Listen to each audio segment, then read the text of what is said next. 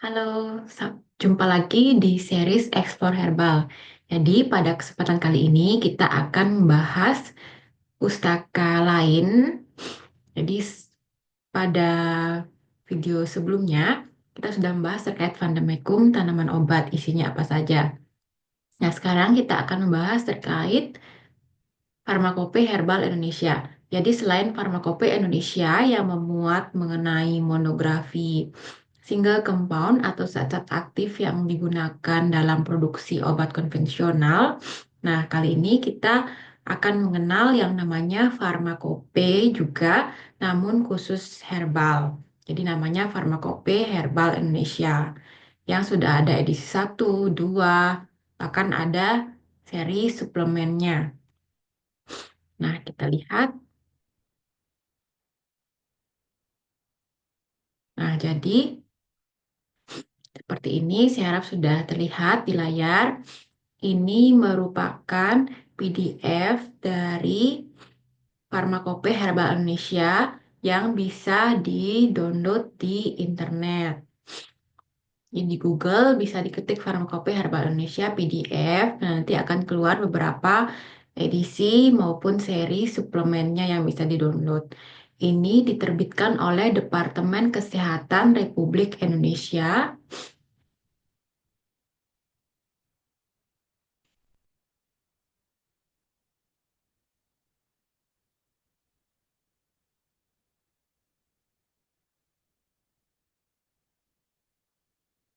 Bisa dilihat di sini. Nah, ini isinya monografi ya, sama seperti Farmakope Indonesia, namun karena di sini membahas mengenai bahan herbal, di bahan herbal itu yang dibahas di sini ada berupa simplicianya ataupun ekstrak. Jadi simplicia itu adalah bahan herbal yang belum mengalami pengolahan apapun kecuali dinyatakan lain berupa bahan yang telah dikeringkan. Sedangkan ekstrak adalah sari-sari di dalam bahan herbal atau simplicia itu sendiri. Jadi, kalau kita ingin membuat simplicia ataupun ingin membuat ekstrak untuk tujuan komersil, untuk tujuan penelitian, jadi untuk tahu simplicia ataupun ekstrak kita apakah sudah memenuhi syarat sebagai obat, maka kita bisa melihat standar atau persyaratannya di Farmakope Herbal Indonesia ini.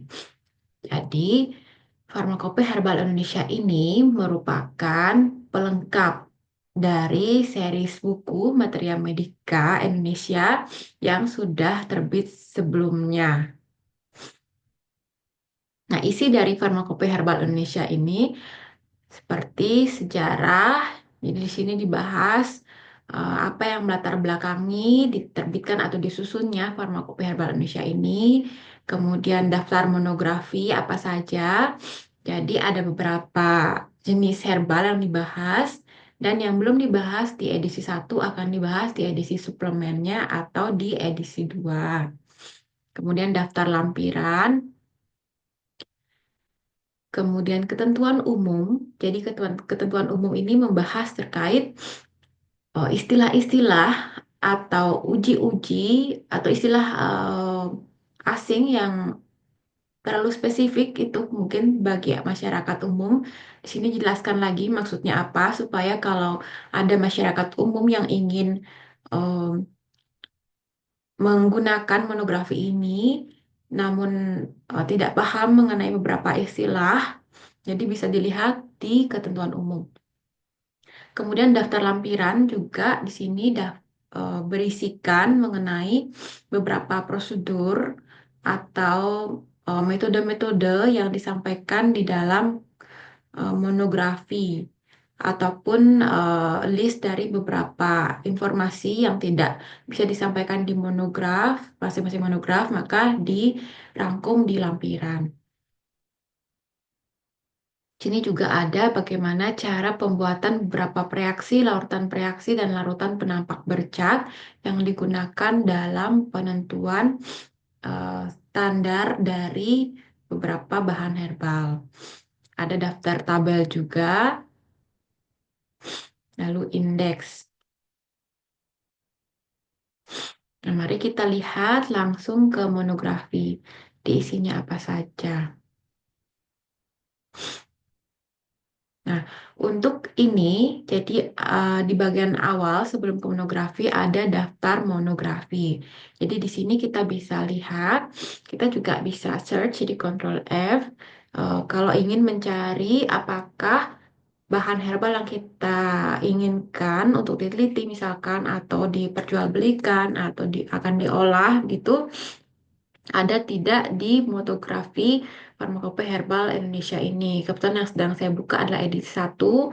Jadi di sini ada daftar simplisia maupun daftar ekstraknya. Total berjumlah 70 monografi. Ini daftar lampiran, ini ketentuan umum,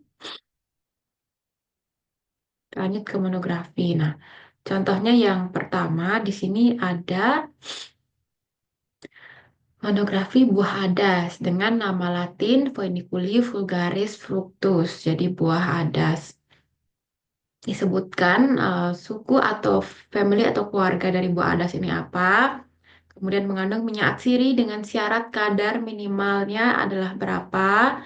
Kemudian senyawa marker atau identitasnya adalah apa dengan jumlah minimal berapa. Ini syarat mutu dari sisi spesifik. Jadi kalau kita um, membahas terkait sampel simplicia atau ekstrak, kita mengenal yang namanya standarisasi mutu. Standarisasi mutu ini ada standar um, mutu spesifik dan non-spesifik.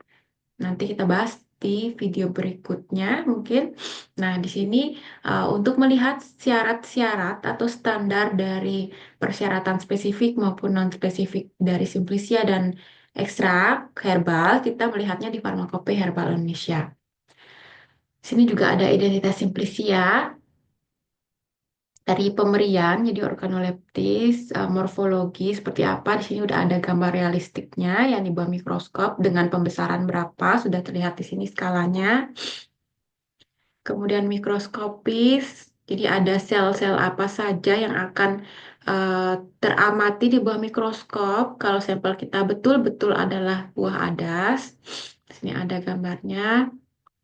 Kemudian senyawanya transanetol. Kemudian kalau penentuan pola kromatogram dalam penentuan standar spesifik identitas dari sebuah herbal, di sini ada metodenya disarankan menggunakan fase gerak apa, fase diamnya lempengan apa, kemudian larutan ujinya apa saja, uh, larutan reaksinya, kemudian penotolan standarnya berapa, dan deteksinya pada panjang gelombang berapa. Nanti kita bisa membandingkan sampel kita hasil KLT-nya dengan hasil KLT di sini, asal semua panduan tadi diikuti.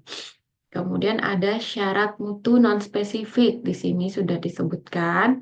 Kita tinggal mengecek apakah sampel kita itu memenuhi syarat dengan syarat-syarat ini atau tidak.